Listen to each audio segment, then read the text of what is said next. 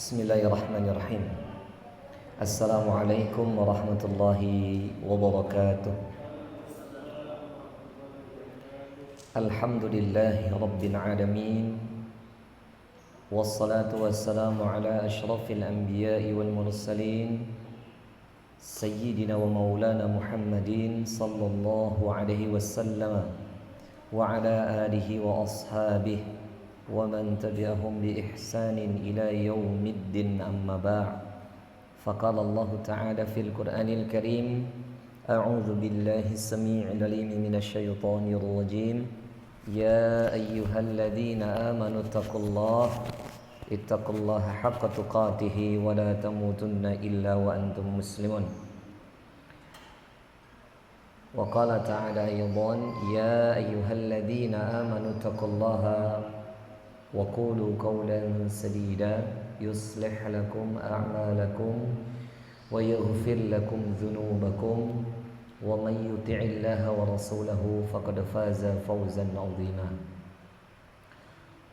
أيها الحاضرين إخوة الإسلام rahimani wa rahimakumullahu jami'an. Saudara-saudariku yang kami cintai karena Allah Subhanahu wa taala, yang semoga Allah Jalla Jalaluhu selalu menetapkan segala bentuk kemudahan-kemudahan di dalamnya ada rahmat, taufik dan hidayah serta keselamatan wal afiyah dalam kita menjalani kehidupan di muka bumi ini.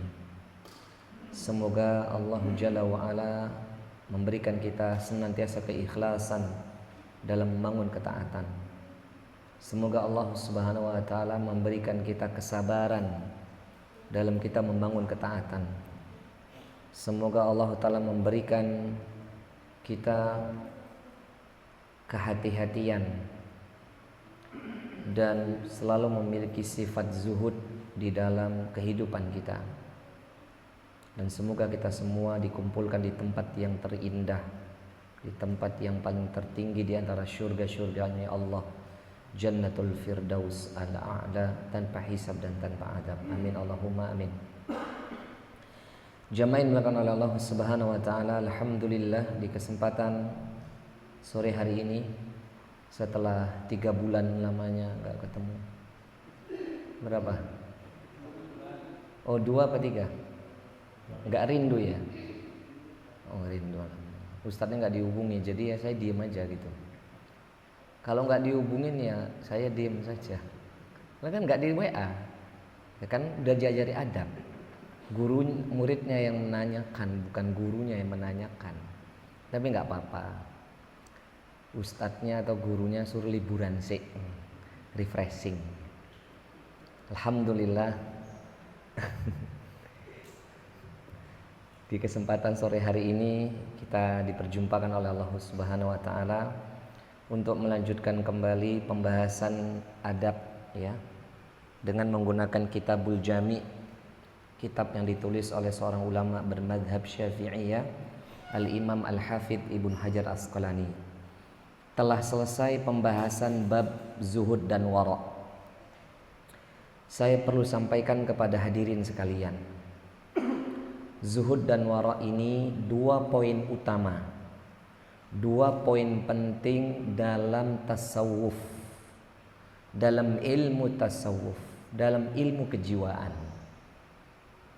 Seseorang tidak akan pernah sampai memahami tazkiyatun nufus, pembersih jiwa atau masalah tasawuf. Jadi nama tasawuf ini nama lain dari apa?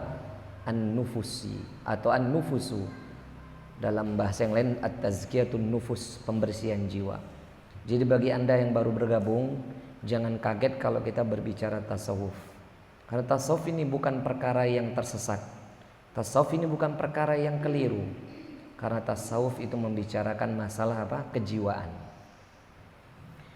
Telah kita bahas 11 hadis di dalam kitab ini untuk membantu kita memahami tasawuf yang benar, memahami ilmu kejiwaan yang benar dan tepat.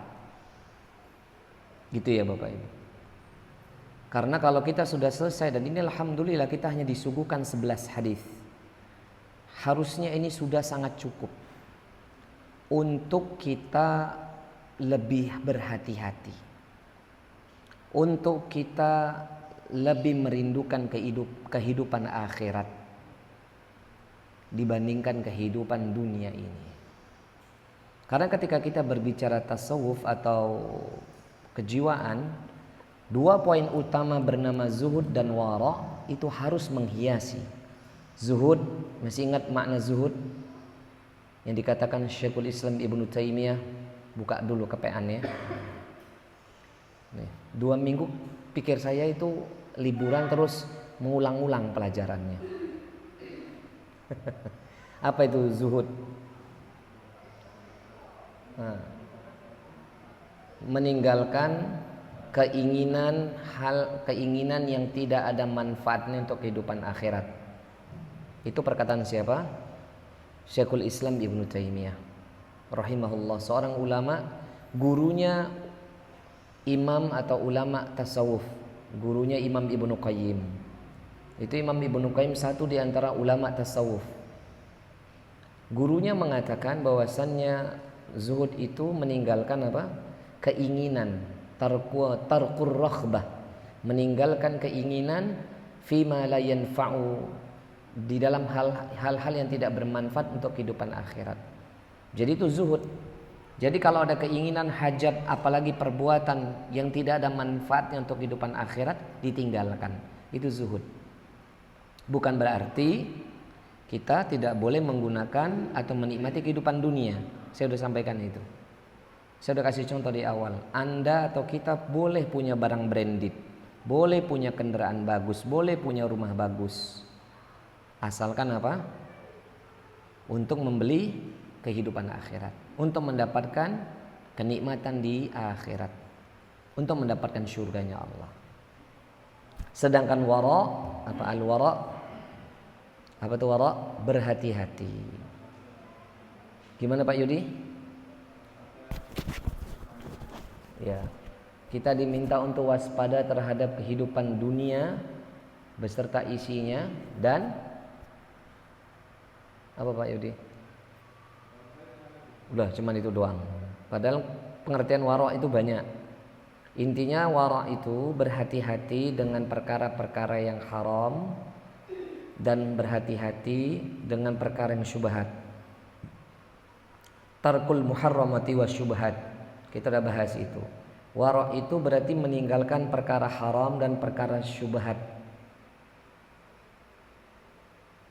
dan menyibukkan diri untuk kehidupan akhirat. Itu kesimpulan di pertemuan yang lalu. Jadi wara ini jamaah, hitam ya hitam, putih ya putih. Gak ada itu abu-abu. Haram itu hitam, halal itu putih, syubhat itu abu-abu. Ngaten ya. Itu 2 poin utama ini menjadi tangga untuk kita ini bisa mendalami ilmu tasawuf. Jadi kalau bab zuhud aja, masalah zuhud kita tidak paham, masalah wara kita apalagi, maka nanti akan menyulitkan kita memiliki pemahaman tentang tasawuf. Paham ya? Sampai saya pernah nyampaikan di pertemuan yang lalu, jangankan ucapan, ya, body language kita, gerak tubuh kita, mimik wajah kita, lirikan mata kita, itu harus berhati-hati. Jangan sampai menyinggung perasaan orang lain. Kalau orang sudah memiliki ilmu kejiwaan atau tasawuf, jangankan ucapannya, gerak-gerik tubuhnya saja, wajahnya, mimik wajahnya, senyumnya, lirikan matanya, semua yang ada di tubuhnya itu, body language-nya itu dihati-hati itu. Karena mungkin ada orang yang dia memberikan sikap dengan tidak kata-kata. Ada kan orang memberikan sikap itu, menyatakan sikap dengan tidak kata-kata, tapi dengan apa? Body language-nya. Kan ada tipikal orang kayak gitu. Apakah itu atasan, apakah itu orang yang berpengaruh, nggak perlu dengan banyak kata-kata. Sikapnya, body language-nya itu menunjukkan hal yang menjawab semuanya. Nah, kita kalau udah belajar tasawuf tuh sampai di titik itu tuh. Hati-hati ya jemaah. Ini saya juga lagi belajar. Bahasa mudanya apa? Orang yang sudah belajar tasawuf itu benar-benar menjaga perasaan orang lain supaya tidak tersinggung. Benar-benar dijaga tuh. Perasaan orang lain itu jangan sampai tersinggung. Perkara kita sudah menjaga dia tetap nggak suka, itu nggak urusan kita jemaah. Itu nggak urusan kita. Yang penting kita ini sudah menjaga sikap, mencoba untuk meminimalisir prasangka buruk pada dirinya. Kita udah bahas itu kan. Sampai hadis terakhir aja, Syekh atau Al-Imam Al-Hafidz Ibnu Hajar Asqalani menukil hadis as-samtu hikamun, diam itu bijaksana. Wa qalilun fa'iluhu, namun akan tetapi sedikit perlakunya, kan gitu. Jadi diam itu hikmah. Tapi karena diam hikmah itu bukan berarti nanti dia menyinggung perasaan orang lain. Diam itu bagus, hikmah dan sedikit pelakunya, kan gitu. Itu kan hadis terakhir kan. Tapi juga gara-gara kita nih diam, kemudian orang gak merasa nyaman dengan kehadiran kita, itu juga salah. Opo-opo yang meneng, gak mau tahu urusan semua, gak mau tahu urusan sekelilingnya. Kan ada orang kayak gitu, diem gak mau tahu. Ada gak orang kayak gini? Ada. Bahkan ada kepala rumah tangga itu gak kepengen tahu urusan istri dan anak-anaknya. Ada tuh tipe kalau yang penting gua nih kawin, penting gua nikah, menafkahi kamu. Jadi yang penting jamaah dikira dia orang yang tadi itu, sikap seorang suami itu jamaah dia diem, gitu kan. Dia nggak mau ambil pusing, yang penting kamu saya nikahi, saya kasih rumah, gitu kan jemaah. Atau kemudian apa? Dia yang penting sekolahnya biayain gitu, tapi mengajari sikap keislaman, Anda nggak ambil pusing. Ada nggak orang kayak gini? Yang penting lu saya nikahin, gitu kan, saya kasih rumah, saya nafkahi, nanti punya anak udah selesai, udah nggak mau cuek, nggak mau urus apa, nggak mau tahu urusan yang lain. Ada nggak kayak gini? Ada nggak? Ada nggak laki-laki kayak gini? Kenapa? Diam itu emas. Tapi salah tempat. Nah, makanya saya bilang diam itu bukan berarti baik. Kalau ternyata body language-nya itu tidak menghargai orang di sekelilingnya. Faham maksud saya ya? Diam itu hikmah, betul. Wa qalil fa'iluhu kata Nabi. Sedikit pelakunya, tapi jangan sampai sikap diam kita nih cuek juga. Istri sakit dia diam, anak sakit dia diam. Panggilan sekolahan untuk sikap anaknya di sekolah gitu. Paham maksud saya? Kehidupan sehari-hari kan ada tuh. Udah lu yang ngurusin. Saya kan ini udah bekerja nih seorang suami. Padahal istrinya sakit. Anaknya ada masalah di sekolah. Gua nggak mau pusing. Kamu yang ngurusin. Kamu tuh kan ibunya anak-anak. Urusi. Ada nggak suami kayak gini? Saya nggak bilang Anda loh ya. Kita bicara secara umum. Apakah ini dimaksud diam itu hikmah? Enggak, itu enggak, bukan diam hikmah. Diam hikmah itu menjaga perasaan orang di sekelilingnya. Istri juga ada yang sifatnya kayak gitu, enggak mau ambil pusing. Yang penting apa? Melayani kamu, gitu. Melahirkan anak-anakmu, semua sudah kamu cepain gitu, dicepain itu disiapkan suami gitu. Rumah, asisten rumah tangga, gitu. Semua ada, urusan anak-anak udah ada yang ngurusin, udah ada supir bahkan 2, 3 gitu kan. Yang penting sudah selesai tugas saya, waktunya saya shopping, gitu kan. Waktunya saya sosialita, waktunya saya ini memuaskan diri sendiri. Ada nggak wanita kayak gini? Ada nggak bu? Wanita kayak gini ada nggak? Bukan ibu loh ya. Ya. Kan saya udah capek 9 bulan melahirkan, nyusui. Bahkan nggak menyusuin, pakai susu. Udah urusi babysitternya. Aku udah capek 9 bulan, saatnya saya ini mau mengembalikan kondisi tubuh. Kondisi tubuh gimana maksudnya? Mau rampingkan lagi tubuhnya, nah, olahraga, pakai VT gitu tuh. VT itu apa sih? private apa? Personal training ya, personal ya. Ada kayak gitu-gitu tuh wanita itu, saking sugih duitnya itu, saking banyaknya duitnya. Suaminya, dek bagus dek, terus aja nggak apa. Lihat dua-duanya keliru nih. Paham jamaah? Paham ini? Ada nggak wanita kayak gitu? Mau anaknya sakit, udah mbak antar ke rumah sakit, atau panggil aja dokternya. Suaminya pulang disambut juga enggak, boro-boro nyiapin minuman makanannya, pulang ahlan wassahlan, nggak ada ahlan wassahlan, menengai. Dek kamu ngapain dek? Ustaz Syafiqi kabeh, wes kono mas.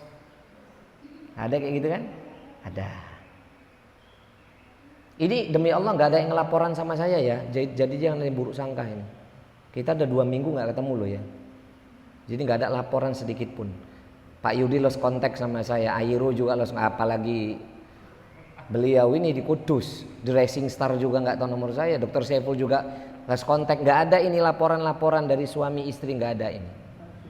Yang punya nomor saya cuma istrinya Pak Saiful doang, yang lainnya nggak ada. Saya nggak tahu ya yang lainnya.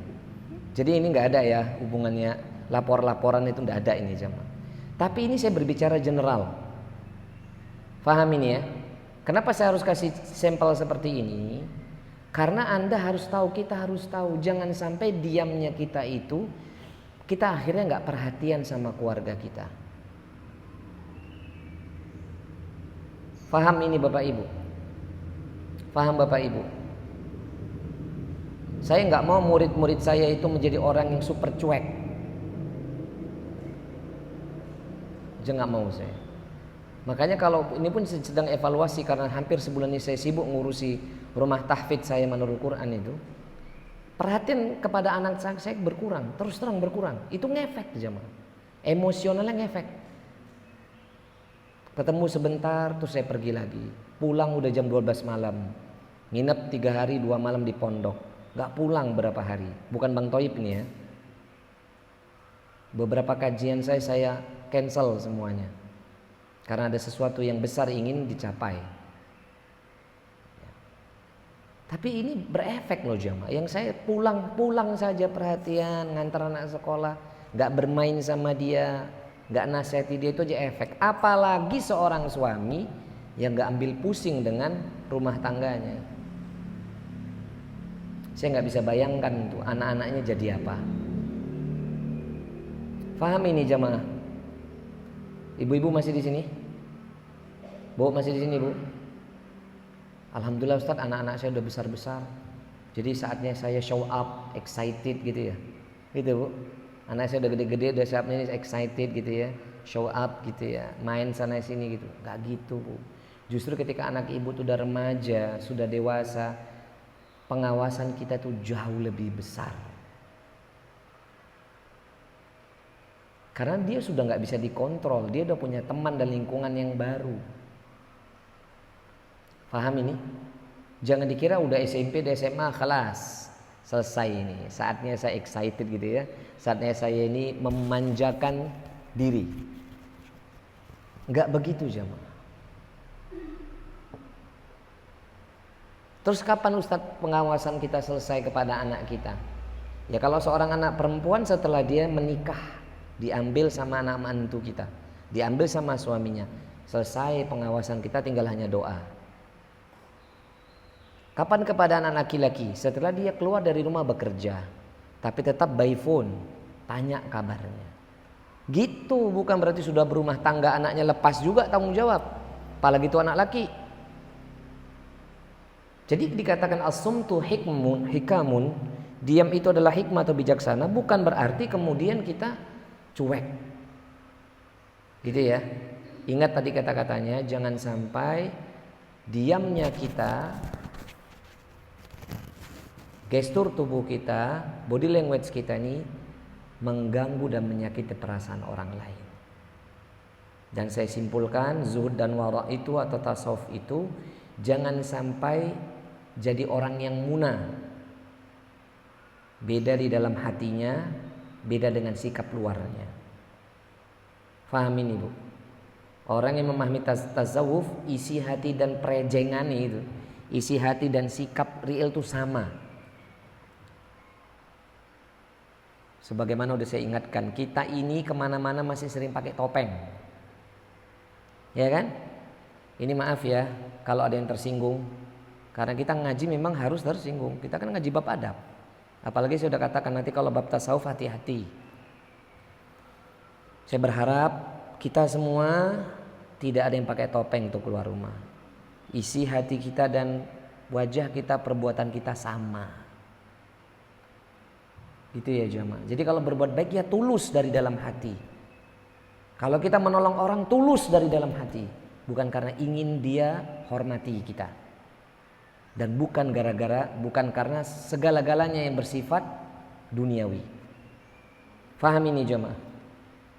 Paham? Soalnya kita mau masuk bab yang baru ini.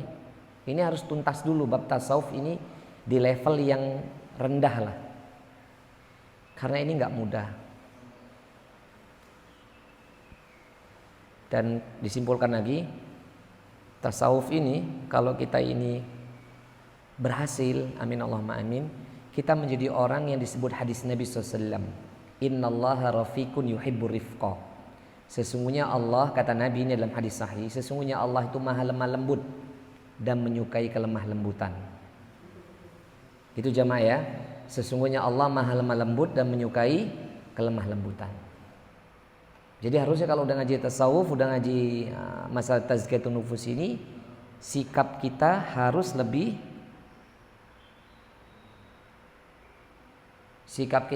berhati-hati, lebih lembut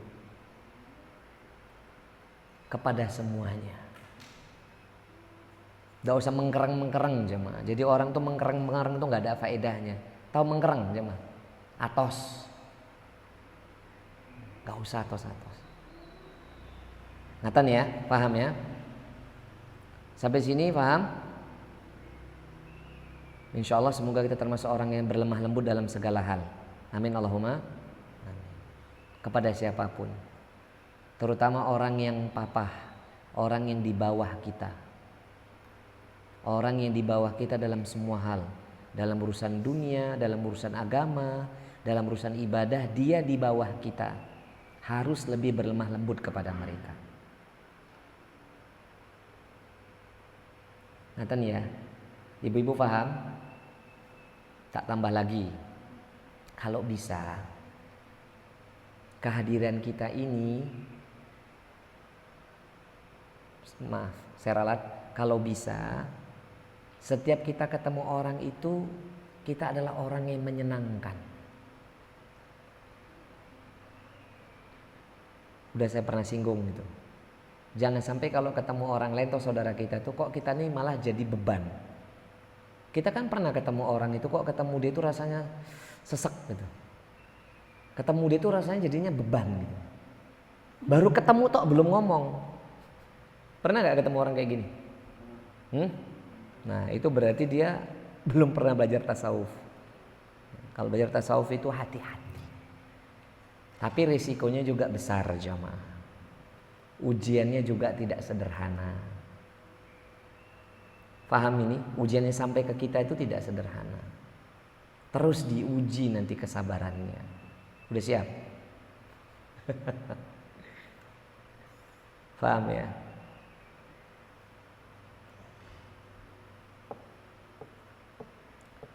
Lanjut gak nih? Oke. Kita masuk bab yang baru. Sebab yang baru adalah babur rohabi min masawi'il akhlaq. Babur rohabi min masawi'il akhlaq. Maknanya apa ini? Bab peringatan akan akhlak-akhlak yang buruk. Jadi kita masuk bab yang baru, peringatan terhadap akhlak yang buruk.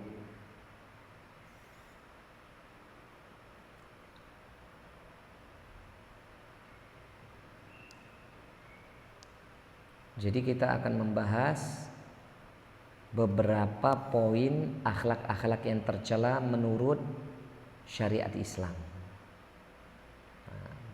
Udah lewat nih bab tasawuf kan udah selesai.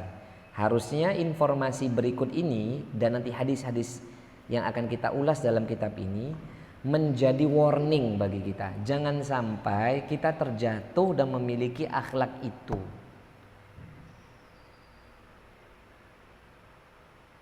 Jamaah, saya mau tanya, pengen nggak kalau setiap pulang ke rumah, anak-anak itu nyambut kita? Pengen? Walaupun sudah besar anaknya, pengen nggak? Tapi nyatanya, sibuk dengan dunianya masing-masing, betul? Itu PR besar kita aja. Itu PR besar saya dan kita semua. Kalau pulang dari luar seorang ayah, secapek apapun, seberat apapun beban, kalau yang nyambut itu istri dengan tersenyum, anak-anak itu ayah langsung menyambut, beban itu, lelah itu hilang. Tapi kalau pulang, istri di mana, anak-anak entah di mana, padahal di rumah, itu beban itu malah tambah berat kayaknya. Bu, inilah yang dirasakan umumnya laki-laki. Betul nggak Pak? Betul nggak? Dosodi. Betul nggak Pak Yudi? Pulang itu ada ingin disambut. Sama itu juga kepada seorang murid kepada gurunya. Saya kasih contoh ya sebelum saya baca ini dalil demi dalil. Di rumah tahfidz yang saya baru jalankan 2 pekan ini, itu saya sudah mencoba belajar adab. Setiap ustadz datang dalam halakoh setoran tahfidz itu ya, itu harus sudah disiapkan itu minumannya. Ustadz mulai, minuman sudah ada. Ustadz ketemu, cium tangan. Mau setoran, cium tangan. Setelah setoran, cium tangan, baru keluar. Ada tamu, gak usah pakai disuruh, siapkan minuman. Ini yang sudah hilang hari ini jemaah di pendidikan negara ini. Betul apa enggak? Hampir susah mencarinya. Dan ini harus saya mulai. Dan itu yang kita inginkan dari anak-anak kita. Gak perlu pakai disuruh, kebutuhan orang tua pulang itu apa, minum apa, gak perlu ditanya. Ayah pulang minimal air putih hangat disiapin. Suami ayah pulang disiapin itu. Udah siap menunggu di depan pintu atau ayah buka, cium tangan, udah kayak gitu harusnya. Buat apa kita memiliki anak yang pintar dengan segudang prestasi? Buat apa kita memiliki istri yang cantik jelita dengan segudang prestasinya, tapi tidak memiliki adab untuk menghormati ayah atau suaminya? Sebaliknya juga sama. Istri juga tidak pengen tuh seorang suami yang tidak menghormati dan menghargai keberadaan seorang istri. Ada apa jemaah? Ini faham maksud saya? Faham ini? Kalau saya datang udah jadi nih. Ini udah jadi nih. Alhamdulillah.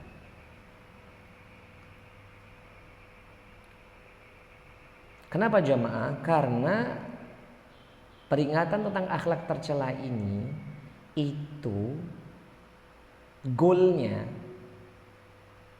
gini, goalnya itu gini, maksudnya gini.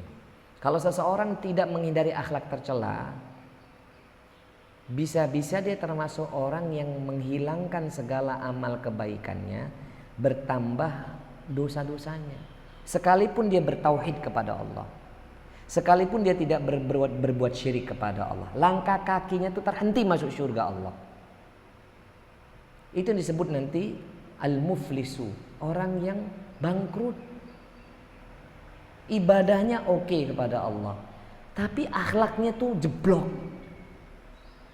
Ini yang banyak gak diperhatikan kaum muslimin. Pendidikan attitude ini yang gak diperhatikan. Gak usah sekolah tinggi-tinggi sampai sarjana, belajar saja kitab ulama, dipahami dengan baik, dipraktekkan satu demi satu. Karena emang gak main-main jamaah. Ancamannya itu adalah Nerakanya Allah masalah. Maka di sini jemaah yang dimuliakan oleh Allah, Syekh Abdullah bin Shalih Fauzan hafidhullah taala, beliau menerjemahkan hadis-hadis di dalam bab peringatan akan akhlak tercela. Beliau mengatakan wal muradu bimasawiil akhlaqi, dan yang dimaksud dengan akhlak yang tercela itu adalah al akhlaqul dzamimah minal aqwali wal af'ali allati nahiya syari'a anhu wa hadru minha kal hasadi wal dhulmi wal riya'i wa ikhlafi wal wa'di wal khiyanati wal ghadabi wa ghairi dzalik. Jadi yang dimaksud akhlak tercela itu adalah satu perbuatan atau akhlak itu kan perbuatan ya. Akhlak atau attitude yang tercela dari satu perkataan, dari segala perkataan dan perbuatan. Jadi yang dimaksud, saya ulangi, yang dimaksud akhlak tercela itu adalah perbuatan yang tercela, attitude yang tercela dari segala ucapan dan perbuatan yang dilarang oleh syariat Islam. Dan Allah memberikan peringatan keras akannya. Misal hasad, wadzulmi, kezaliman, banyak variabelnya, riya, wa ikhlafil wa'di, tidak menepati janji, wal khiyanati, berkhianat, wal ghadabi, marah, wa ghairi dzalik, dan yang selain itu. Nanti kita akan bahas. Yang berat ini cuma ibadah bagus tapi masih punya hasad sama orang lain, itu akhlak tercela itu. Kan biasanya kalau orang hasad itu paling pintar menyembunyikan perasaan. Kalau ketemu sama kita itu Masya Allah, gak kelihatan benci sama kita, tapi di belakang kita tuh nikam-nikam. Faham jamaah? Dan hasad ini nanti bisa menimbulkan penyakit ain. Pandangan mata dia itu penyakit ain. Hati-hati. Kemudian jamin makan oleh Allah Subhanahu wa taala, wa qad ja'at asy-syari'ati wa qad ja'at asy-syari'ah al-islamiyyati bil hathi 'ala makarimil akhlaqi wa tahdhiri min masawil akhlaq. Dan sungguh telah datang syariat Islam yang mulia ini agar kita dianjurkan memiliki akhlak-akhlak yang mulia dan diperingatkan akan bahayanya akhlak yang tercela. Nah, maka hadis-hadis yang akan kita pelajari ini berkenan tentang apa? Akhlak-akhlak yang tercela. Taib. Langsung menohok jamaah. Hadis pertama yang dinukil oleh Al-Imam Ibnu Hajar Asqalani. Hadis pertama itu dikatakan Syekh Abdullah bin Shalih Fauzan dalam kitabnya Minhatul Alam, diberi titel atau judul At-Tahdhiru minal Hasad, peringatan akan bahaya hasad. Langsung nih, akhlak tercela yang paling bahaya itu hasad. Bismillah.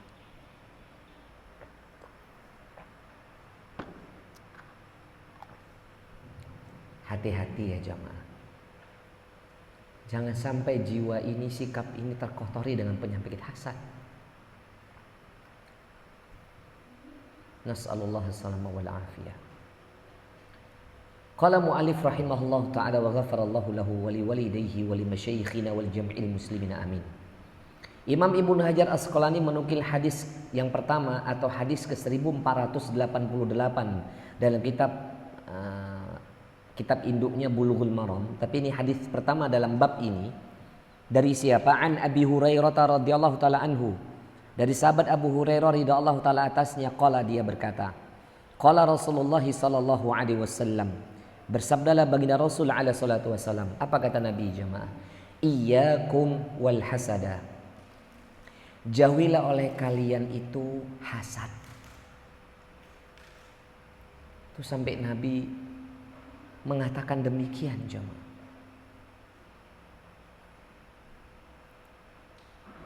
Makna iyyakum itu dhamirun munfasilun mabni ala sukuni fi mahalli nasabi maf'ul bihi. Nah, ini bahasa Arabnya ya. Maknanya iyyakum ini adalah uhdiru. Maknanya peringatan. Jadi dalam bahasa Arab makna iyyakum itu artinya peringatan. Allah dan Nabi-Nya memperingatkan kita akan bahaya hasad. Maka bahasa yang paling tepat untuk menerjemahkan kalimat iyyakum adalah jauhilah oleh kalian hasad.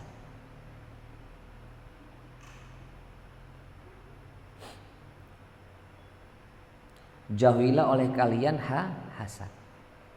Kenapa? Fa innal hasada ya'kulul hasanati. Karena sesungguhnya hasad itu ya'kulul hasanati. Hasad itu akan memakan kebaikan. Menghabiskan segala kebaikan. Itu hasad tuh jemaah. Saya ulangi nih, fa innal hasada ya'kulul hasanati. Karena sesungguhnya hasad itu akan memakan atau menghabiskan segala amal-amal kebaikan. Kama ta'kulun naru al-hatala, sebagaimana api melahap kayu. Akhrajahu Abu Dawud. Hadis ini dikeluarkan oleh Imam Abu Dawud. Kan Masya Allah jemaah. Kalau kita lihat kalimat Nabi terakhir ini, kama ta'kulun naru al-hataba, sebagaimana api memakan atau melahap, sebagaimana api memakan kayu bakar atau kayu. Ini kan seperti kisahnya Abu Lahab jemaah. Sampai Allah memberikan apa?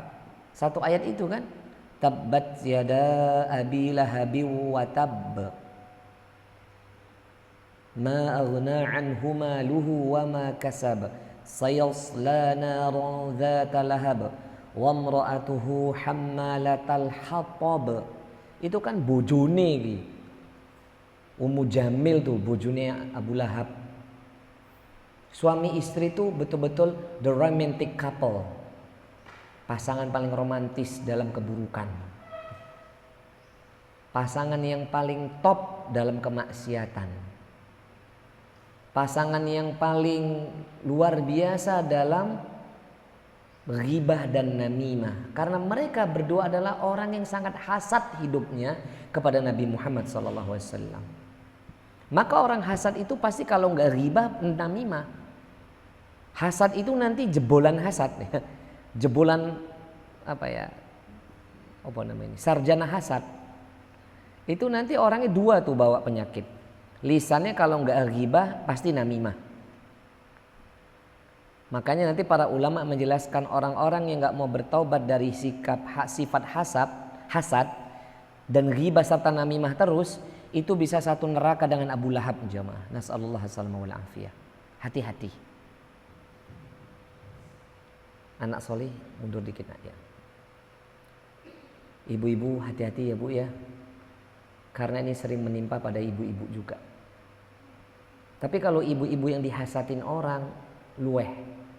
EGP aja, emang gua pikirin. Tapi jangan dibalas.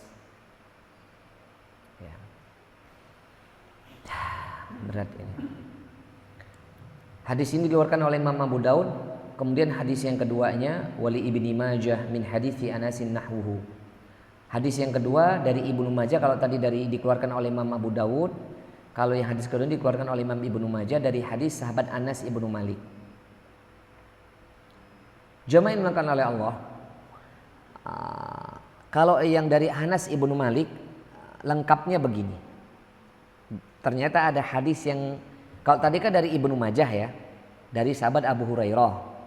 Saya ulangi, kalau tadi kan dari Abu Dawud, riwayatnya Abu Dawud, sana terdekatnya sahabat Abu Hurairah. Kalau hadis kedua yang meriwayatkan Imam Ibnu Majah, sahabat terdekatnya Anas Ibnu Malik. Pokoknya koyo ngono lah. Paham ya? Saya ulangin ya. Hadis pertama itu dari sahabat Abu Hurairah, diriwayatkan dan disahihkan oleh Imam Abu Dawud. Hadis kedua serupa isinya, tapi dari sahabat Anas bin Malik. Riwayatnya Imam Ibnu Majah. Ada perbedaan, ada. Kalau yang dari Anas Ibnu Malik lebih komplit. Apa bunyi hadisnya? Anna Rasulullah sallallahu alaihi wasallam qala bahwasanya Rasulullah SAW bersabda, al-hasadu ya'kulul hasanati. Hasad itu akan dapat menghabiskan segala kebaikan, menghabiskan kebaikan-kebaikan. Kama ta'kulun naral hataba, sebagaimana api memakan kayu bakar. Sedangkan sedangkan tudfi'ul khati'ati kama yudfi'ul ma'in nar. Sedangkan sedekah itu dapat memadamkan atau menghilangkan kesalahan sebagaimana air dapat memadamkan api. Ajib. Jadi dikasih solusi itu. Kalau hasad itu menghapus segala kebaikan, kalau sedekah menghapus keburukan-keburukan sebagaimana air memadamkan api. Faham ini jemaah? Jadi kan ada dua hadis. Hadis pertama sampai di situ aja, sampai penjelasan hasad saja. Hadis kedua ada pengimbangnya. Paham ya? Paham? Saya ulangin ya. Kalau hadis pertama itu kan hasad itu memakan, hadis kedua ini kan hasad memakan kebaikan kan sama. Sebagaimana api memakan kayu bakar. Tapi ditambahkan lagi was-shadaqah tutfi'ul khati'ah. Kalau sedekah itu sebaliknya, dia memadamkan kesalahan, mengurangi atau menghapus kesalahan. Kama yudfi'ul ma'in nar, sebagaimana air memadamkan api. Lanjut lagi hadisnya, wassalatu nurul mu'min, dan salat itu cahaya bagi orang yang beriman.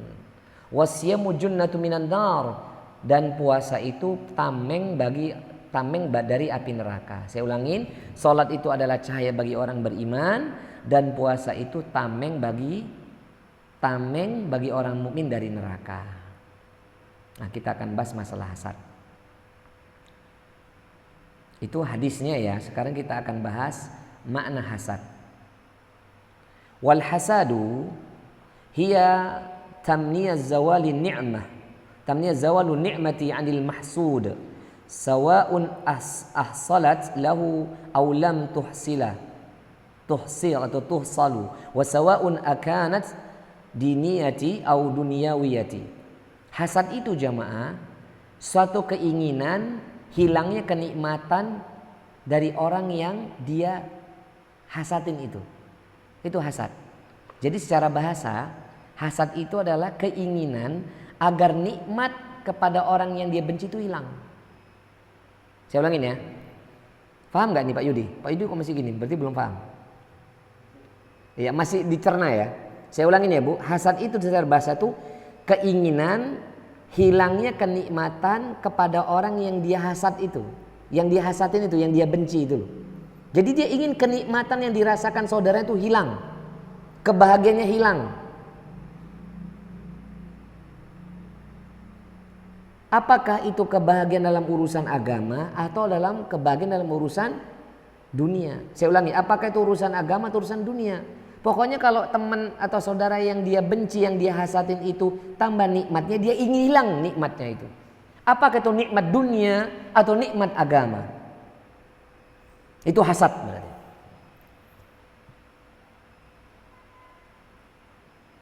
Na'udzubillah tsumma na'udzubillah min dzalik. Ngeri ya jemaah. Dan saya udah bahas, hasad itu pernah kita bahas dalam 3 level. Dulu kajian kita di awal ketika masuk bab apa namanya ini tazkiyatun nufus itu. Hasad yang pertama itu kan sesek dadanya kalau melihat saudaranya itu bertambah kenikmatan. Yang kedua, bahagia jiwanya kalau melihat saudara yang dia benci itu berada dalam kesulitan. Senangnya bukan main. Jadi kalau saudara yang dia benci itu susah, bahagianya bukan main. Tapi kalau dapat nikmat, sesak dadanya, bludrek pikirannya. Na'udzubillah. Iki orang kok hidup capek dewe kayaknya ya jamaah.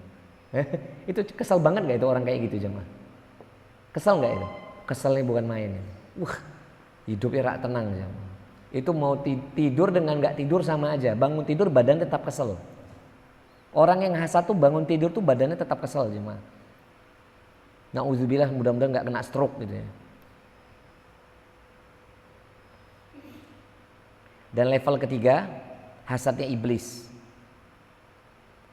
Bahagia sekali melihat saudaranya itu mendapatkan kesulitan dan kehempitan, padahal dia lebih sulit. Saya paham ya? Dia bahagia sekali orang yang dia benci itu mendapat kesulitan dan kehempitan, padahal dirinya sendiri itu lebih sulit, lebih mengalami kehempitan. Seperti iblis.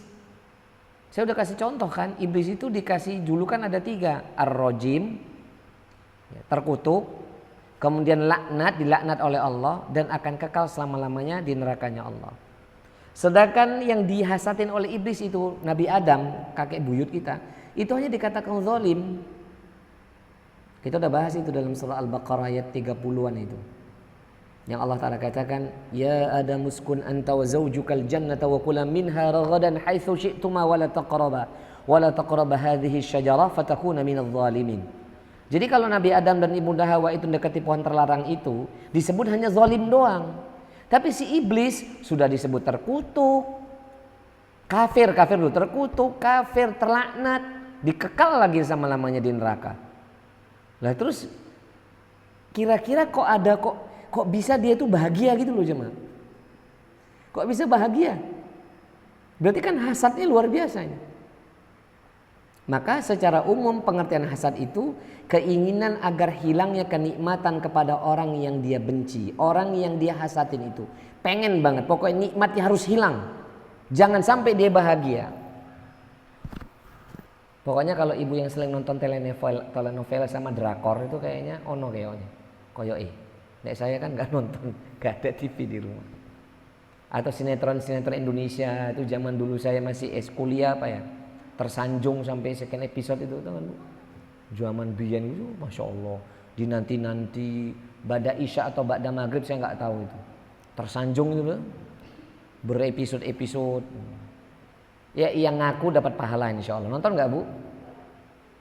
Nggak nonton Ibu ya? Alhamdulillah. Yang lain nonton? Oh nggak, alhamdulillah yang itu malu Bu mengakui Bu. Cerita Indonesia nih buat film itu tidak bermutu tenan ya. Tidak masuk di akal, nggak mendidik. Ya terus terang aja nih kalau didengar sama pihak mereka biar jadi evaluasi. Buat cerita kok fiktif, bar niku nggak mendidik sih san. Ditonton pula itu. Akeh sing nonton. Subhanallah Pak, kalau udah ngaji Pak, istrinya jangan dibiarkan kayak gitu Pak. Besok yang di yaumul akhir itu yang ditanya itu jenengan. Nek jenengan tuh nggak ngelarang, jenengan itu nggak ngasih tahu, jenengan itu yang ditanya besok sama Allah. Kecuali kalau udah ngandani ngumpat-ngumpat gitu, itu jenengan berlepas diri di hadapan Allah. Dan daripada dia nonton begituan, ini bukan dilarang nonton hiburan ya boleh, cuman kalau habis waktunya nonton begitu doang, zikirnya kurang sampai masak ya enggak. Soalnya saya demi Allah itu ada murid saya itu di depan istrinya. Ya Allah Ustaz, saya larang dia pergi kemana-mana karena pandemi, saya di rumah lagi WFH. Tapi yang enggak juga nonton drakor sampai 16 episode Ustaz, sampai masak juga enggak. Pesan pakai Gojek. Ya saya kan kepengen masakan istri sampai kayak gitu loh jemaah. Ajib. Subhanallah. Istrinya gini. Enggak ada di sini enggak ada jemaah. Di sini nggak ada, saya cerita yang di luar gitu. Di depan istrinya langsung. Tapi kan Pak Ustadz saya kan kepengen keluar dilarang kan suami. Ya Bu, mumpung suaminya di Semarang lah. Kalau suaminya udah kembali lagi bekerja, ini bentar lagi kan sudah bentar lagi nih. Ya kan, insya Allah sebentar lagi kan udah mau vaksin udah hampir 80% lah insya Allah. Semarang aja udah Masya Allah ini. Udah mulai banyak yang vaksin ya kan. Di Saudi aja udah mulai safnya rapat lagi sudah. Iya udah bentar lagi lah. Kalau besok itu hari itu datang suaminya udah kembali lagi ke Jakarta, suaminya udah kembali lagi ke Surabaya atau di luar kota, istrinya itu kan sudah bebas, bisa ke sana kemari. Ini cuman bertahan 2 tahun aja udah nggak betah jemaah. Hiburannya apa? Drakor sekian episode. Aduh jemaah. Nggak apa-apa ya Bu ya. Bu, gurunya kan sayang sama ibu-ibu. Kalau sayang itu dinasihati nggak Bu? Ditegur nggak Bu? Betul nggak? Murid-murid saya nggak boleh gitu. nanti secara nggak langsung sadar atau tidak, yang ibu tonton itu akan menjadi influence dalam kehidupan kita. Sadar deh, bapak-bapak juga sama. Yang ditonton itu, yang dilihat, yang dirasakan, terus sering bersama itu akan menjadi influence pada diri kita. Coba 2 minggu nggak ngaji, mungkin ada yang berubah sikap kita. Mungkin ada yang berubah cara pola pikir kita. Sibuk dengan apa gitu. Itu kerasa kok. Wong guru newe keroso. Nek muridnya nggak keroso tinggal tak doain. Ya Allah.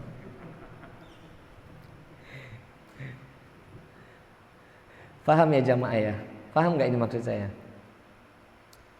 Terus terang, Anda harusnya bisa merasakan saya menyampaikan ini. Wallah, saya ingin kebaikan kepada dari Allah tuh buat Anda tuh jauh lebih baik daripada gurunya. Nggak lebih dari itu jamaah. Gak maksud merendahkan. Saya kepengen Anda itu lebih baik, lebih bertakwa dibandingkan saya. Itu aja. Tapi kadang-kadang disalah mengertikan tujuan gurunya. Tapi gak apa-apa sih.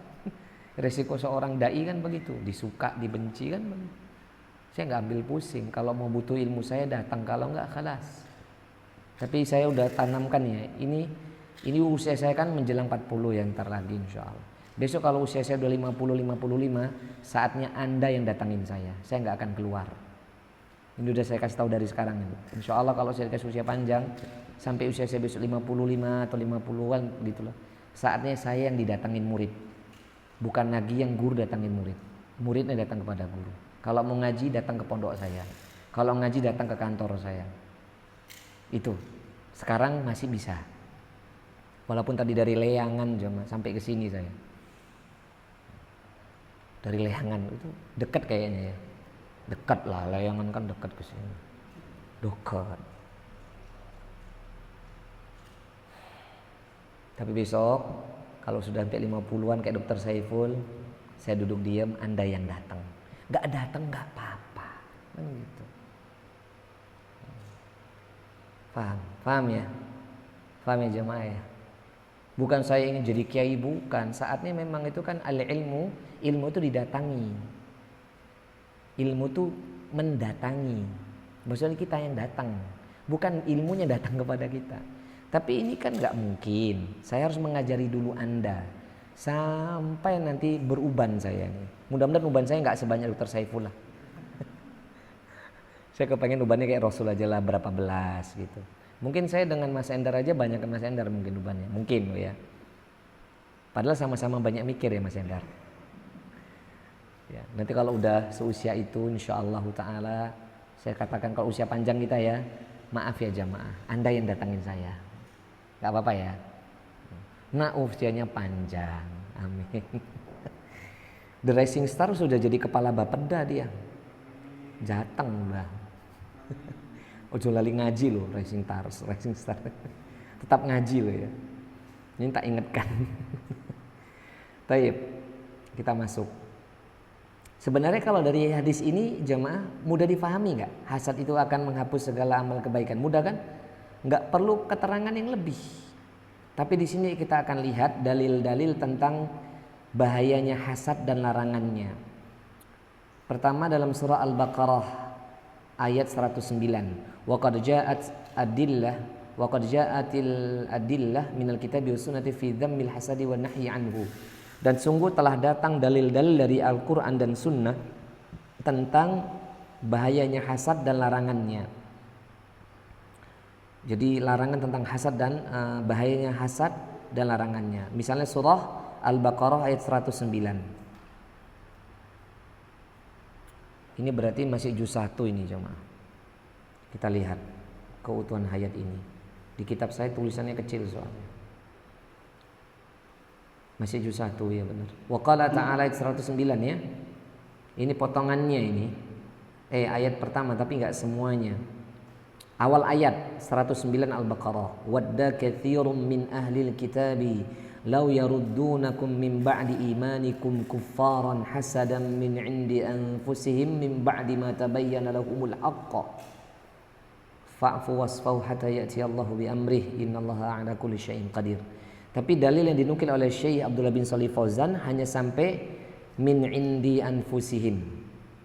Apa kata Allah Ta'ala? Wadda katsirun min ahlil kitab. Lah ini orang-orang ahli kitab begitu. Banyak wadda itu banyak, maksudnya adalah di sini wadda katsirun min ahlil kitab. Wadda itu maknanya menginginkan. Banyak katsirun min ahli kitab. Dalam bahasa Indonesia yang baik dan benar itu maknanya adalah banyak sekali dari ahli kitab menginginkan.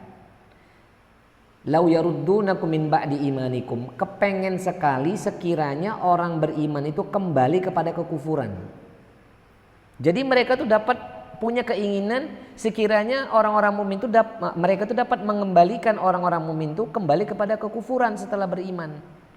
Jadi orang-orang ahlul kitab Yahudi dan Nasrani itu jamaah itu hasadnya paling besar sama kita. Allah sendiri yang katakan, bukan saya loh ya. Surah Al-Baqarah ayat berapa? 109. Tuh kebanyakan dari ahlul kitab punya keinginan lau yaruddunakum, seandainya yaruddunakum min ba'di imanikum, dapat mengembalikan orang-orang beriman itu setelah beriman itu kembali kepada kekufuran. Hasadan min indi anfusihim. Kenapa? Karena mereka itu punya kedengkian, punya hasad di dalam diri hati mereka. Berarti jelas manusia yang paling hasad kepada orang mukmin siapa? Ahlul kitab. Wes dia mau berbaik-baik dunianya, tetap hatinya itu ada hasad. Kepengen dia kita ini kufur setelah beriman. Itu yang ngomong Allah loh, bukan saya loh ya. Jadi jangan salahkan saya. Berani nyalahkan Allah. Ini soalnya kan kajian itu di-upload di YouTube. Hati-hati Anda yang motong-motong kajian saya. Dia mulai akhir, hati-hati kamu. Soalnya kan hati-hati, kita kan nggak kasih detiknya, kan nggak dikasih, bisa dipotong-potong tuh. Makanya saya kasih tahu aja di sini. Kemudian dalil berikutnya tentang hasad, surah An-Nisa ayat 54. Surah An-Nisa ayat 54, surah ke-4 ayat 54. Wa qala ta'ala a'udzu billahi minasy syaithanir rajim yahsuduna an-nasa 'ala ma ataahumullahu min fadlih yahsuduna an-nasa 'ala ma ataahumullahu min fadlih. Apa kata Allah? Am yahsuduna, amnya lupa, amnya terlewat. Am yahsuduna an-nasa 'ala ma ataahumullahu min fadlih. Am itu bukankah ataukah? Am ataukah yahsudunan nas, ataukah mereka yang punya dengki kepada manusia, ala ma atahumullahu min fadli, atas karunia yang Allah Ta'ala berikan kepadanya. Maksudnya orang-orang ahlul kitab ini memang kerjaannya gitu tuh. Orang-orang kafir itu sangat hasad sama Nabi. Kenapa? Karena Nabi Muhammad itu diberi karunia yang sangat besar. Contoh orang yang paling punya hasad sama Nabi siapa tuh? Abu Jahal itu. Hasad yang bukan main. Kenapa dia itu paling getol memusuhi Nabi Muhammad SAW? Karena dia sadar kalau dia mengakui kenabian dan kerasulan Muhammad SAW, dia nggak akan menjadi Abu Al-Hakam. Dia kan sudah mau diangkat menjadi apa?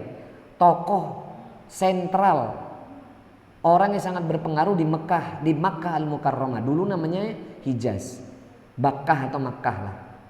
Dia kepengen tuh menjadi orang yang sangat berpengaruh di Makkah. Karena Nabi Muhammad SAW ini akhlaknya, attitude-nya kita udah belajar itu nggak pernah tercela. Satupun orang kafir Quraisy itu kalau ditanya akhlaknya Nabi Muhammad nggak ada yang mengatakan tercela. Tapi kalau untuk urusan akidah dan keyakinan mereka nggak bisa nerima. Maka kalau ada orang Muslim bertemu dengan Muslim yang lainnya akhlaknya bagus, semuanya bagus, paham jemaah ya? Tapi mungkin pola fikirnya, cara beribadahnya aja yang berbeda. Yang satu pakai Syafi'i, satu Hambali. Terus kemudian pukul rata dia nggak suka dan benci. Berarti niru siapa? Niru siapa? Menurut siapa? Abu Jahal. Lu akhlaknya nggak ditolak itu Rasul. Siapa yang menolak akhlaknya Rasul? Tapi yang nggak mereka terima siapa? Apanya Rasul? Keyakinannya. Akidahnya sama. Misalnya ada seseorang, saya ulangin, akhlaknya oke, nggak pernah nyacatin orang, baik orangnya. Cuman masalah ibadah beda tipis lah antara Syafi'i dan Hambali. Kalau di masjid ini yang menonjolkan Hambali itu misalnya Pak Hamid. Pak Hamid kalau ngimam itu Hambali, basmalahnya disirkan. Itu Hambali jamaah. Sedangkan yang dizaharkan itu Syafi'i. Lalu gara-gara beda tipis begini kok langsung benci-bencian. Hati-hati. Juga sama. Misalnya kita lihat orang yang basmalahnya zahar. Kita yang misalnya saya basmalahnya sir. Ya saya nggak boleh hasad, nggak boleh benci sama dia. Seluruhnya dibenci. Berarti niru siapa? Hah? Niru siapa aja mah? Yang kenceng. Kan biasa aja perbedaan itu mah. Ojo mengkerang gitu loh jamaah. Aduh saya mumet orang beda-beda. Ini kelihatan nanti kita jadi bodohnya orang beda. Masalah fikih itu kan lumrah berbeda. Wong ulama aja santuy aja kok. Di Majelis Ulama Indonesia itu apa ya podo kabeh.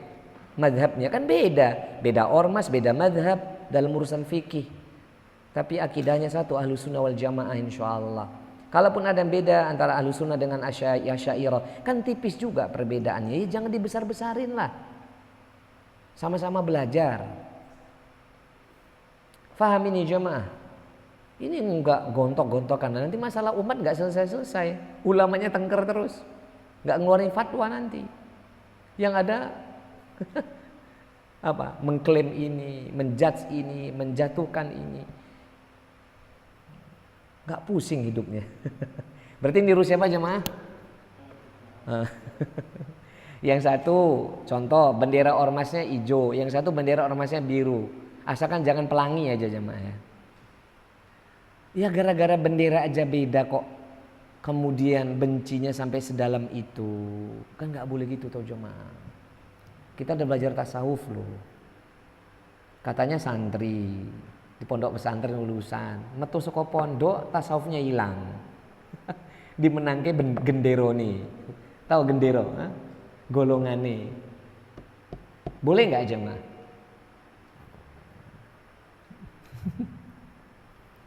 Aduh kasihan. Semoga kita dijaga sama Allah ya jemaah. Saya ulangin ya, di dalam ayat ini Nabi itu yang dihasatin itu bukan masalah attitude-nya. Tapi kesempurnaan yang Allah Ta'ala berikan kepada Nabi SAW itu gak diberikan kepada yang lainnya jemaah. Lalu Allah Ta'ala tutup ayat ini kan, faqad atayna ala Ibrahim al-kitaba wal hikmata wa atainahum mulkan 'azima. Faqad maka sungguh atayna kami telah datangkan ala Ibrahim kepada keluarga Ibrahim al-kitab, yakni kitab. Kitabnya Nabi Ibrahim apa? Suhuf Ibrahim.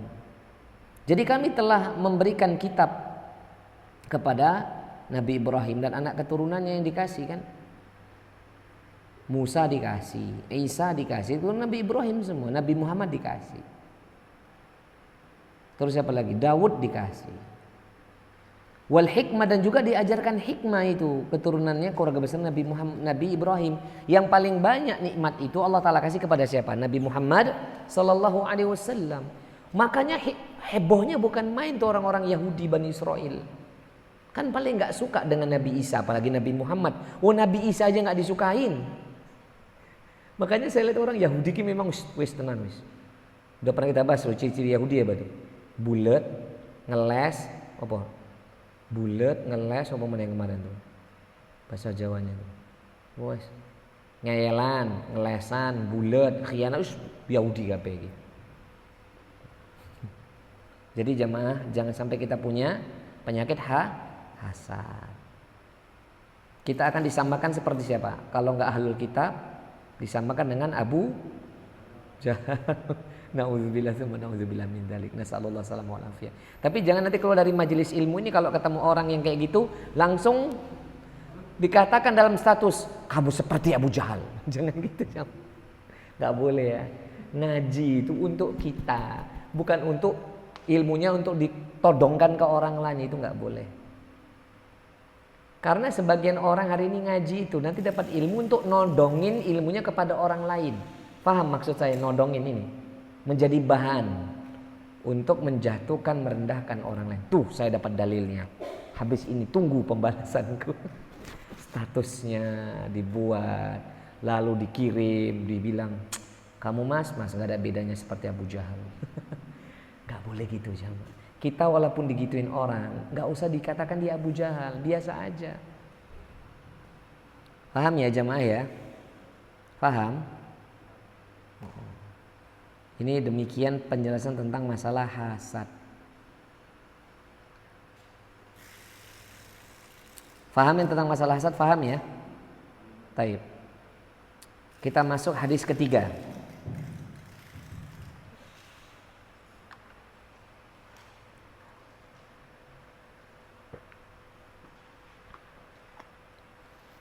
Insya Allah masuk.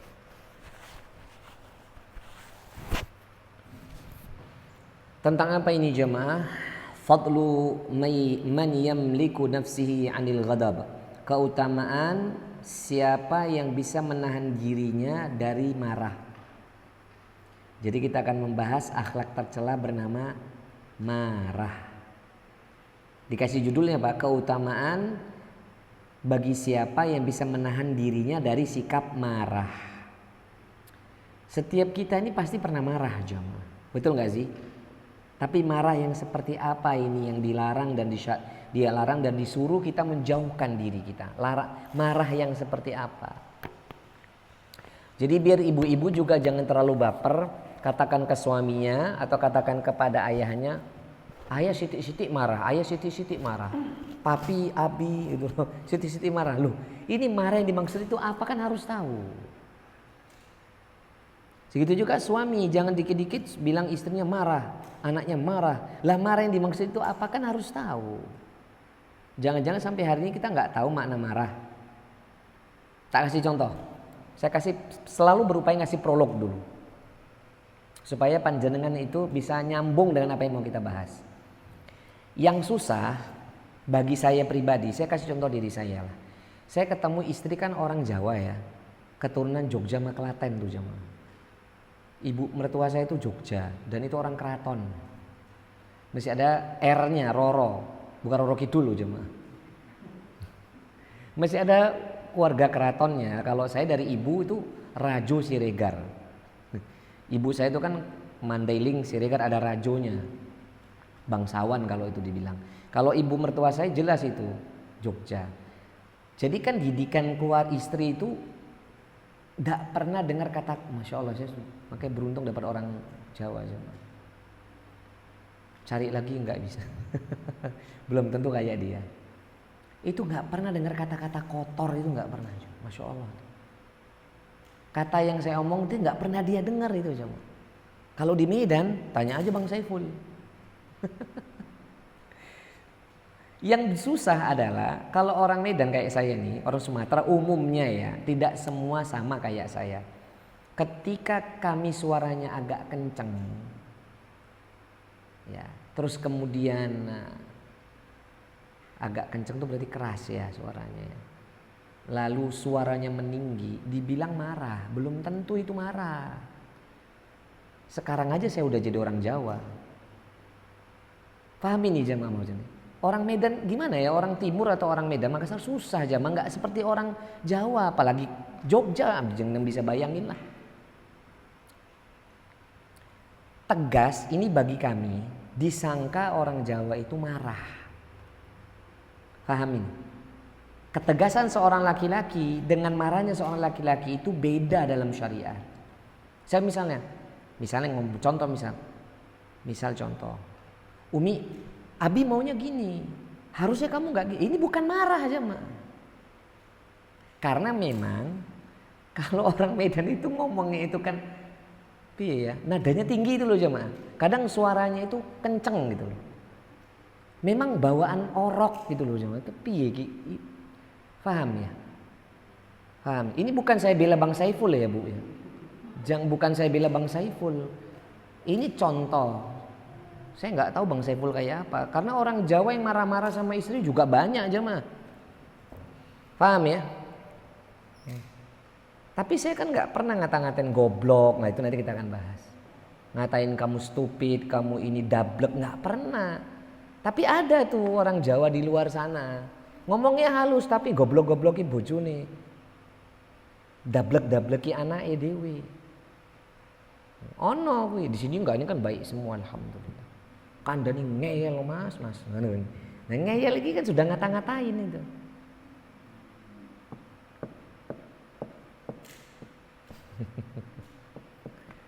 Ini udah saya kasih prolog loh. Paham? Paham?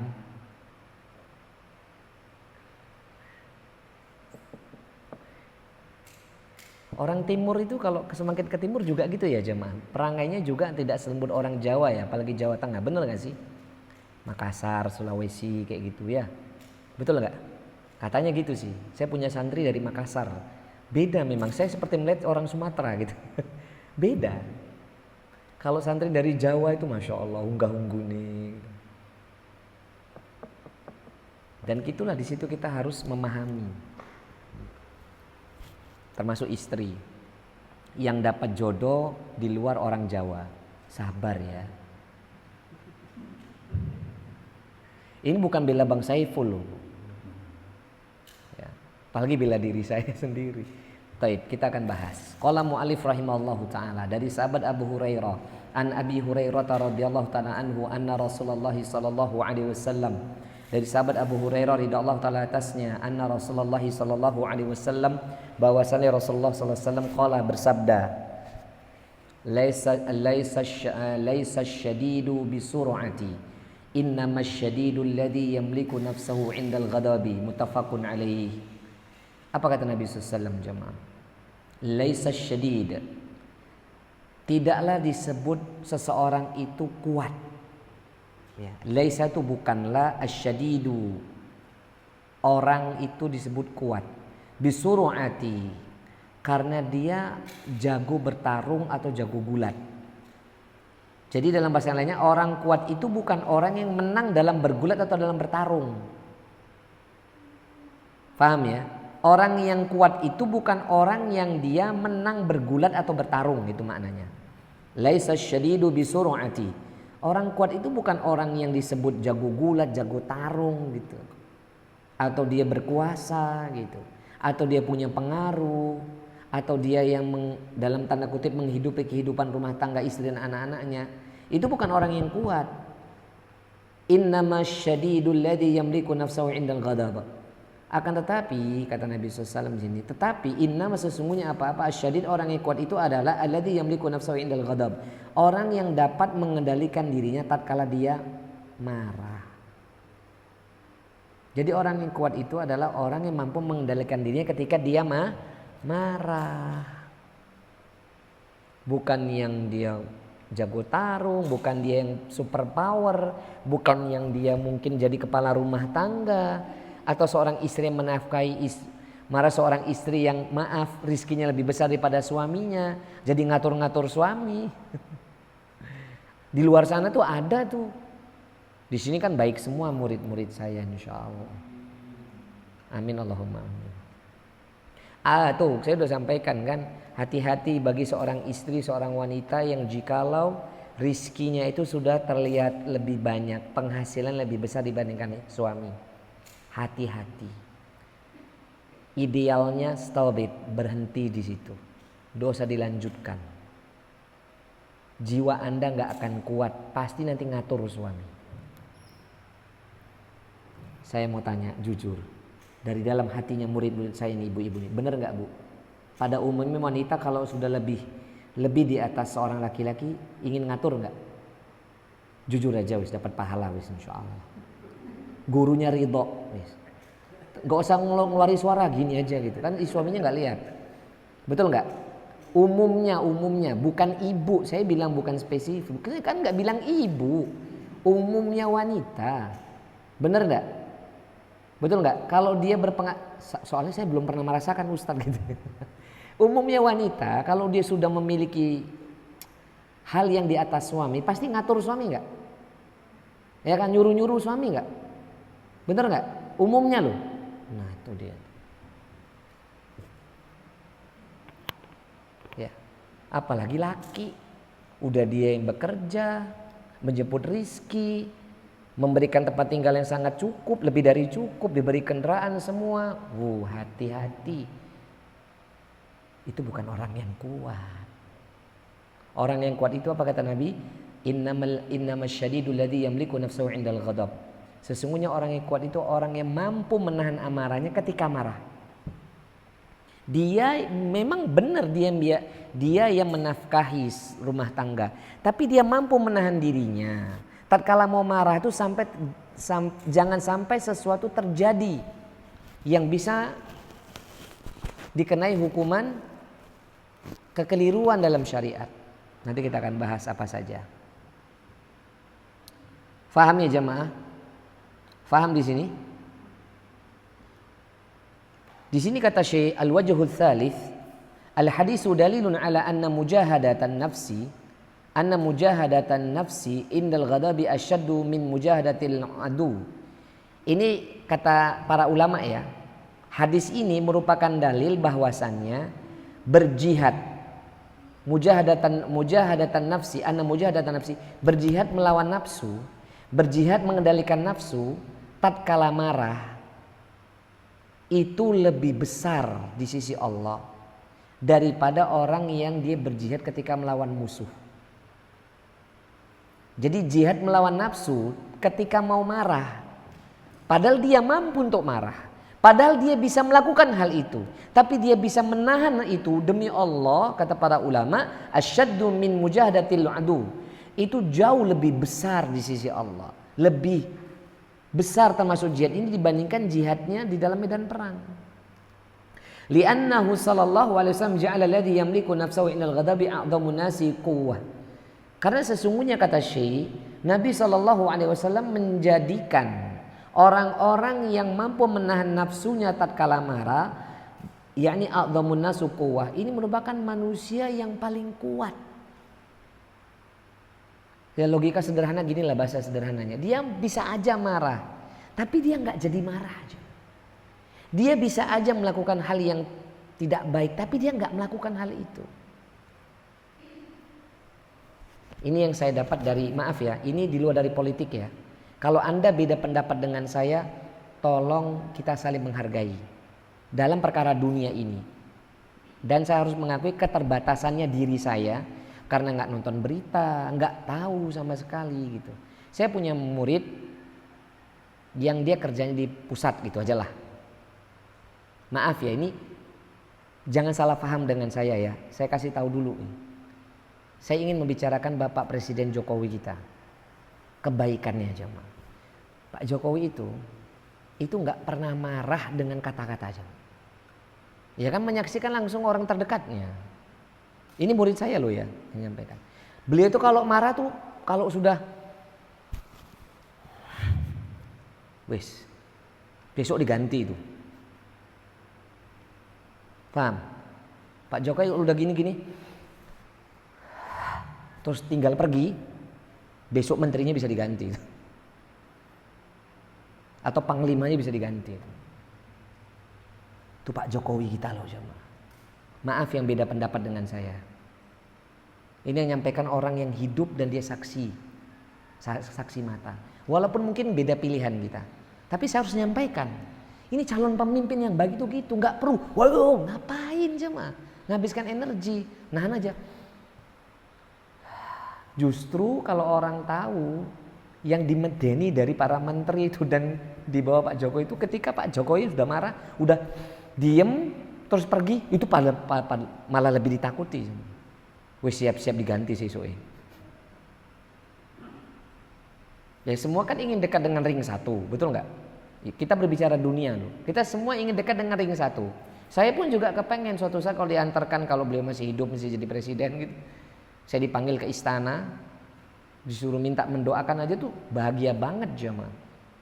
Ini bukan saya menjilat pemerintah, ya Ahlus Sunnah wal Jamaah itu senang kalau dipanggil waliul amrnya. Jangan lagi ulama yang masuk ke pintu penguasa, kan tercela lagi lisan itu pakai hadis kayak gitu. Paham maksud saya?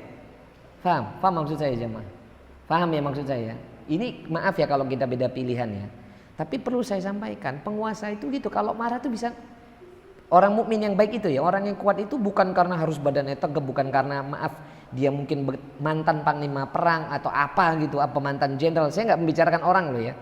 Tapi kalau bisa kita contoh kayak Pak Jokowi itu loh, mau marah dia bisa nahan. Batak dia nama wong Solo kan katanya. Terus lungo. Sesuknya diganti sama. Itu tokles dumor itu sama. Maaf ya. Kalau kita sama, alhamdulillah. Artinya kalaupun itu bukan Pak Jokowi, tetap kita harus mengungkap kebaikan-kebaikan pemimpin kita. Faham? Karena nggak ada pemimpin suatu negeri itu yang sempurna selain Nabi Muhammad sallallahu alaihi wasallam. Udah mulai ngantuk jamaah? Tak mulai ya. Wong kita pernah ngaji siang jam 1 sampai jam 3 aja ngadek kok. Ini ngaji sore loh jamaah. 2 jam pernah kan nggak kerasa kan ya? Seneng banget jamaah di 2 jam ngaji. Ini tadi sebenarnya jam 5 mau tak mandekin, saya mau ngisi lagi habis ini ke Budak Payung ini. Banyumani. Tapi karena ini udah kangen tak tambah aja sitik. Ya jadi orang yang kuat itu adalah orang yang dia betul-betul bisa berjihad melawan nafsunya, mau marah tuh dia bisa nahan. Ya kalau Nabi jelas dong, gak usah diceritakan, Nabi itu manusia yang paling kuat menahan nafsu. Bukan Nabi Muhammad SAW nggak bisa marah sama Abu Jahal. Bukan Nabi Muhammad SAW itu nggak bisa marah sama pamannya Abu Lahab, sangat bisa. Nabi loh sebelum turun surat Al-Lahab atau surat Al-Masad, Nabi tuh nggak pernah komentar negatif kepada pamannya Abu Lahab. Nabi pun tahu diceritakan oleh malaikat Jibril ketika Muhammad SAW Nabi kita tercinta kecil, usia berapa hari, ibunda Aminah tuh nggak bisa nyusui Rasulullah SAW karena sakit, psikisnya sakit. Kenapa? Suaminya meninggal, anaknya baru lahir, psikisnya seorang istri tuh down banget itu, sehingga air asinya nggak keluar. Allah ngirim siapa? Ngirim Abu Lahab, nyuruh itu yakni khadimatnya, nyuruh itu budak hamba sayanya Syuaibah, susui itu ponakanku tuh kata Abu Lahab. Nabi Muhammad tahu itu kebaikannya Abu Lahab. Walaupun diciderai, sampai 2 anak gadisnya Nabi SAW, Ruqayyah dan Ummu Kulsum, dicerai oleh anak-anaknya Abu Lahab. Itu Abu Lahab yang nyuruh anak laki-lakinya, cerai itu anak-anaknya Muhammad. Gak sudi ayah punya anak mantu anaknya dari Muhammad. Setelah turunnya surah Al-Masad, suruh cerai itu Ummu Kulsum nama Ruqayyah. Apakah Nabi nggak bisa marah? Bisa, tapi kan Nabi nggak melakukan itu jemaah. Ya kalau kita berbicara Nabi ya jelas jauh banget ya. Tapi paling enggak kita bisa mencontoh pemimpin bangsa inilah.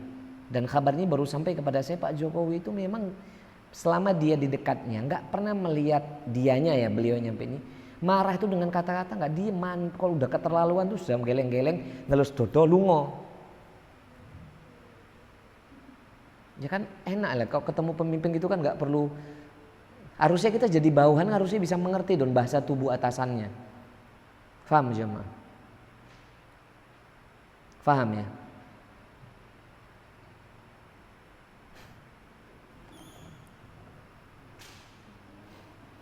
Dan dalilnya adalah surah Ali Imran ayat 134.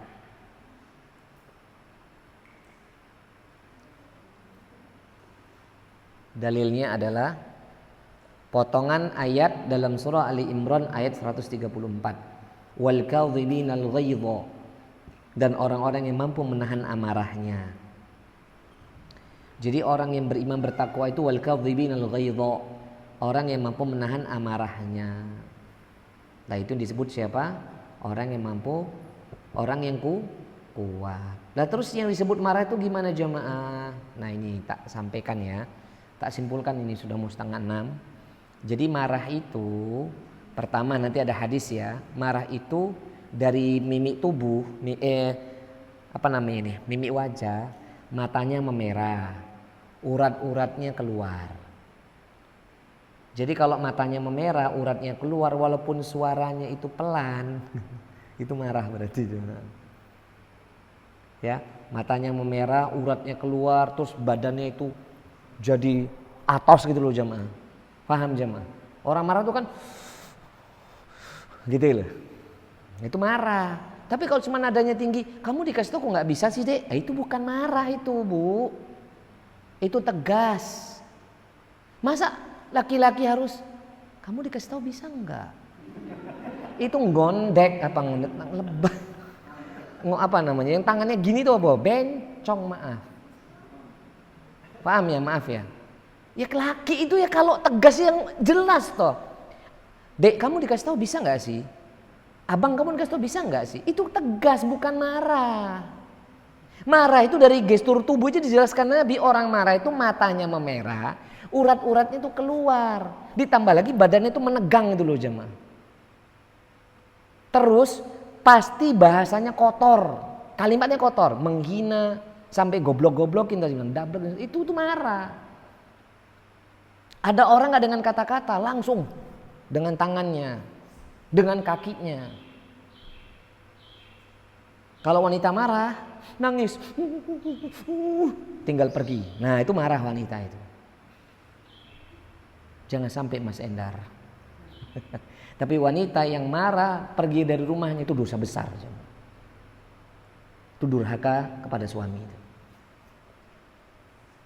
Dan hati-hati ya, saya nggak tahu berita Anda ya semua. Kalau sampai suami itu nggak betah di rumah, lalu dia tinggal di hotel atau di rumah siapa,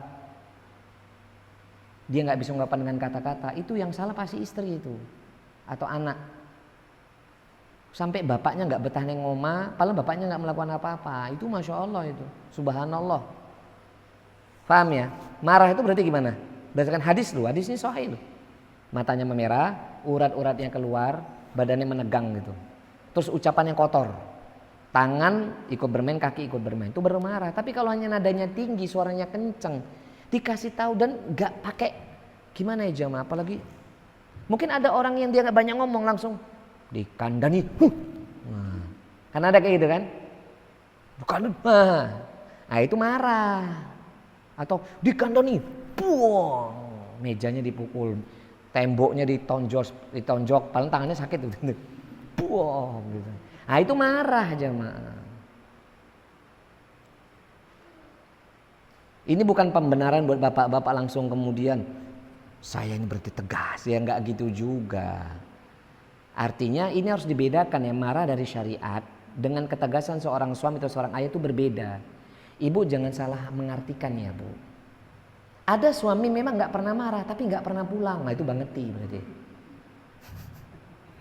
Itu berarti punya yang lain itu Bu, hati-hati. Dan kalau gitu bagi seorang istri jangan salahkan suami dulu, introspeksi dulu seorang istri. Kenapa suami nggak betah di rumah? Kita dulu Bu ya, ibu dulu maksudnya. Jangan salahkan, jangan cari suami dulu kesalahannya, ibu dulu. Apa yang menjadikan suami itu nggak pulang ya? Kenapa ya dia demikian ya? Kitanya dulu. Kalau kita merasa nggak ada, baru kita cari. Oh, ini suami. Nah Bu, wanita itu kan perasaan lebih peka. Kalau terjadi sesuatu pada suami kan tahu ibu-ibu. Betul nggak? Betul nggak? Dikasih sinyal nggak? Kalau ada something people, someone special atau someone newcomers gitu kan, pendatang baru itu kan terasa dalam hati seorang istri. Biasa nih. Kecuali nek bojo wis ndak duwe sinyal sama sekali. Ki istri apa iki berarti? Ada nggak seorang istri yang suaminya itu pergi dengan wanita lain, dia nggak rumongso sama sekali? Santuy aja, ropopo asal nggak di depan mataku. Ini gawat ini ya. Tapi mungkin ini dulu jamaah, nanti kita akan bahas pada pertemuan akan datang di hadis-hadis berikutnya. Hati-hati dengan marah ya. Tidak perlu menyelesaikan masalah itu dengan marah. Nanti kita akan bahas tentang masalah marah di pertemuan akan datang lagi insyaallah. Kita akhiri dengan kafaratul majlis. Subhanakallahumma wa bihamdik asyhadu an la ilaha illa anta astaghfiruka wa atubu ilaik. Wa sallallahu ala Muhammad walhamdulillahi alamin wal akhir. Wassalamualaikum warahmatullahi wabarakatuh.